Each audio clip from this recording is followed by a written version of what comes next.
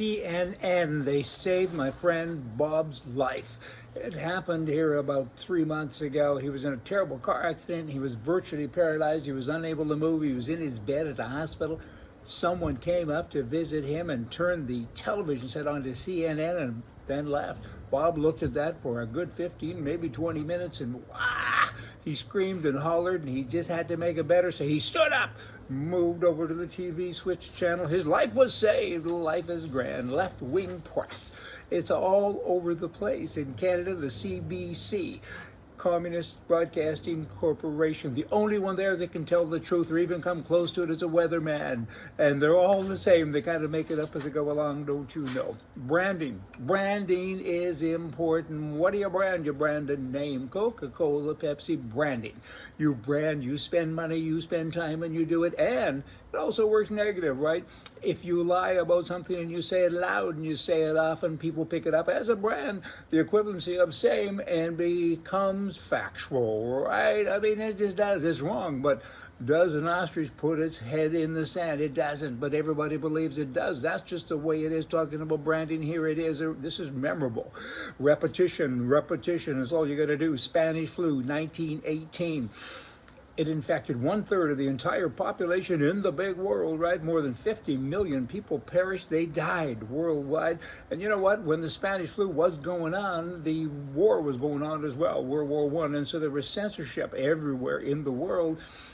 The media wasn't allowed to talk about it because they didn't want to scare people, right? Governments didn't want to lower morale or cause panic during the costliest war in history. So that decision eventually killed more people than the war itself because they didn't tell people about the flu. And there was one country, though, that wasn't in the war, and that was Spain. They were not subject to media censorship, and it declared itself neutral in the First World War. And the Spanish press reported freely and often on the pandemic. And you know what? This extensive and almost single reporting of the disease amidst this virtual blackout with regards to the media gave the world a false impression that the Spanish flu originated in Spain, when in fact it did not. The theory is, and it's a pretty good one, a lot of scientists agree with this, that the Spanish flu originated in Kansas, in the US of A. It says a bunch of farm boys got together, they were going to the war, and they got together in close quarters, and they contracted and distributed, well, is that the right wordage? Anyway, it didn't start in Spain. Drug dealers and illegal acts, you know, they have an illegal act going on, and potentially they kill people. People die because of drug dealers, but it's catch and release. But then you swing over to Alberta, Canada, and you got a conservative government there, apparently. There's a church pastor, Grace Life is the name of his church. He's in jail because he had freedom of religion. He wasn't no killing anybody. Drug dealers, they kill them all the time, but the government came along and said, we think you're killing people too, or you're going to because you won't listen to us. You're worshiping. How dare you do that on Sunday? This is just so wrong. I mean, governments are so mixed up. It just, Then you have the, keeping with Canada here, federally, you now have the Conservative Party, CPC of Canada. They have their convention going on. It's a virtual convention. Apparently there's thousands of people that are taking part. I listened to it for about 5 minutes, and that's all I could handle. Most of it was in French, and I looked at it and I said, hey, they got the signage wrong. I must be at a liberal convention. Wow, with the head guy got up there, I think it was like a dozen times he talked about change, and his idea of change is to get over to the left and join the party that's already doing all the bad things, so all the people will vote for him instead of saying, we're conservative, we're different. You know, he said we have to appeal to more voters. Well, then tell them something new. Tell them something conservative. Say you're going to have big opportunities and you're going to take away things, all the free things, and people will pay less taxes. Do what conservatives are supposed to do. But instead, this leader is saying, I'm going to become like them. I think you like them because they're winning. 70% of people have never voted conservative. But here's the rub. About the same percentage have never voted liberal either. So why are you trying to be like them? Why don't you try to be like your name implies? That would be conservative.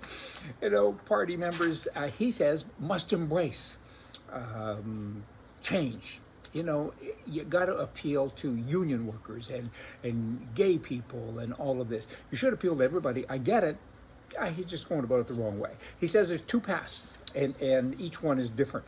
You know, we need more funding as well to fight mental illness. I agree with that, and I think that should start right Look in the mirror, all you people that are in charge of the Conservative Party in Canada, because that mental funding should go to you.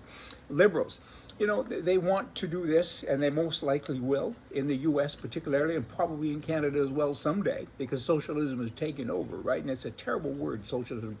Makes you want to spit in the ground, hey. But you know what? There was a TV show like that. What was that? It was filmed in Saskatchewan. Every time they talked about a rival town, they spit. We should start doing that when we hear the word socialist. Anyway, student loans.